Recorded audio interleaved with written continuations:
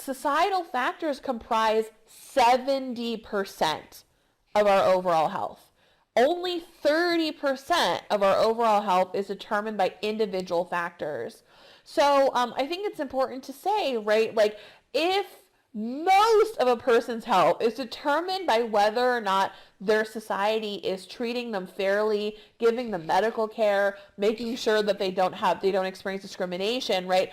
Then why in the world are we asking individual people to lose weight to change a number that's that big? Like I often ask, I'm like, whenever I talk about this and I put the slide up of the pie chart, I'm like, if societal factors comprise more than double individual factors, why aren't we as enthusiastic and stoked about moving that needle as we are about telling people to eat salad?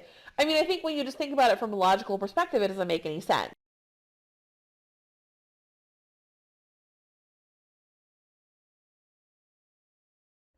Yo-yo and hello, my name is Lydia, and on today's episode of my 25-pound yo-yo, we will be talking about human resilience and asking the question, where has it all gone? Resilience is the ability to recover from or adjust easily to adversity or change. So in other words, when we are faced with a challenge, do we back away from it, or do we show resiliency and stand up and fight it? The clip that opened this video was fat activist Virgie Tovar explaining to us that our health is largely determined by environmental factors. She is citing the stat that 70% of our health is environmental versus 30%, which is based off of individual choices. She argues that since most of our health is due to things outside of our control, that we should not be spending our time trying to do the things that are within our control. And this I find deeply troubling. Is she seriously asking why bother trying?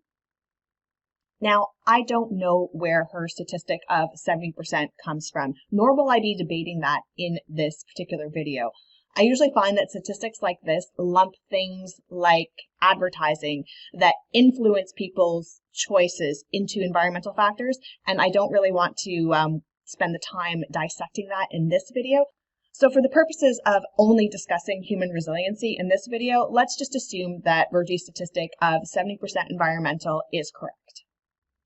So, if due to environmental factors, it is likely that you will develop an illness, but you have a chance of beating the illness by 30% if you do some behavioral modifications.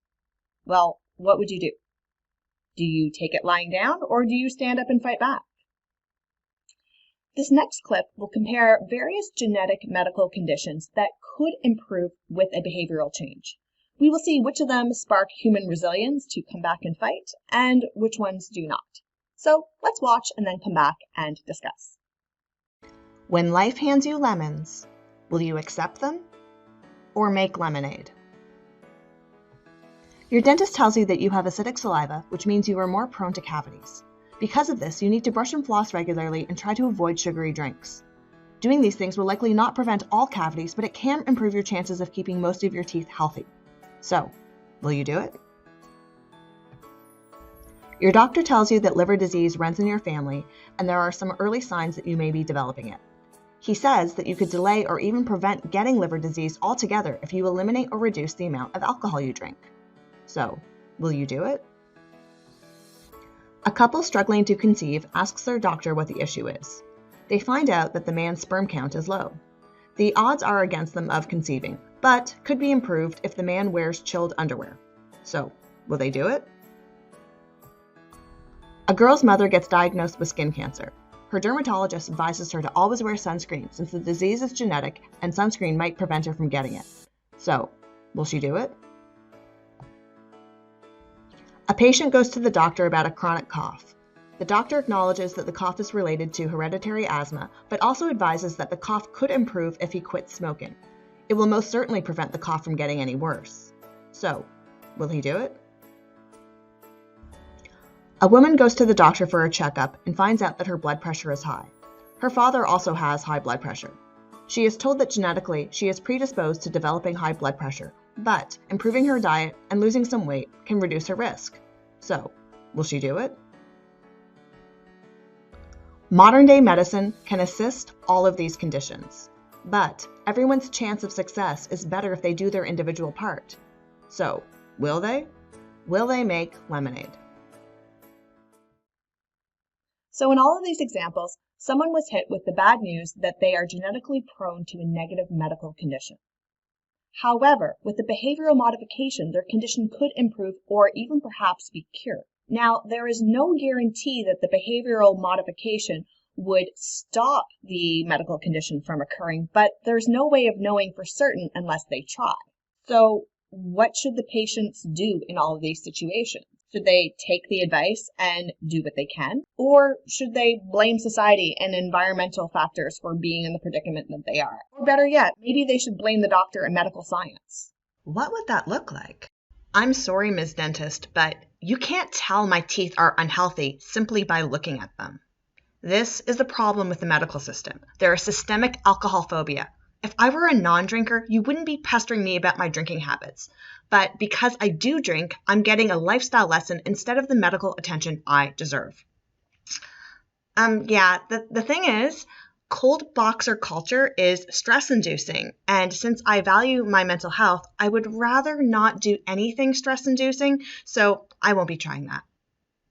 Did you know that the study of dermatology is rooted in racism? And if you acknowledge that, you'd see that I don't actually need to wear sunscreen. Why would I quit? 99% of people that quit smoking start again anyways, and most of them go back to smoking even more than they did before they quit. Well, according to my research, being fat doesn't actually affect a person's health, so please get your facts straight before giving me any unwanted weight loss advice. So I don't know about you, but to me, all of those responses would be ridiculous. Even if it isn't your fault on how you got to where you are, it is your responsibility to choose what happens next. And yes, you can choose to do nothing, but if you do, you are accountable for that decision.